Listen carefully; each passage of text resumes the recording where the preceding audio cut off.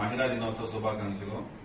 ఒక police officer కాకుండా ఒక పౌరుడుగా నేను పూజించే అమ్మవారిగా, నాకు జన్మనిచ్చిన నా తల్లిగా, నాకు ఎప్పుడు సాగించే నా తోబుట్టు మా అక్కగా, నన్ను ఎంతో ప్రేమించి నన్ను గోల చేసిన నా మేనకోడలుగా, అలాగే నా కష్ట సుఖాల్లో నాతో తోడుకుండే నా భార్యగా, అలాగే ప్రతి పౌరుడు ప్రతి స్త్రీతో నిత్యం అనుబంధంతో ఉంటాడు.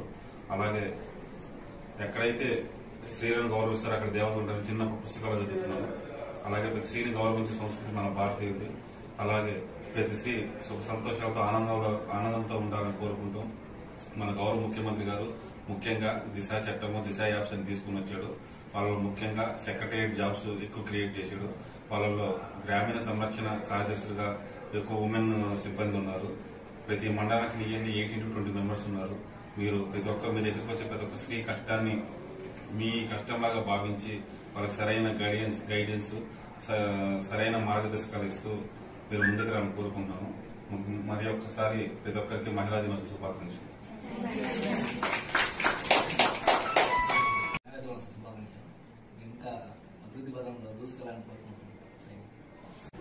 She is a woman, she is a daughter, she is a mother, she is a wife, she is a sister. So please respect woman.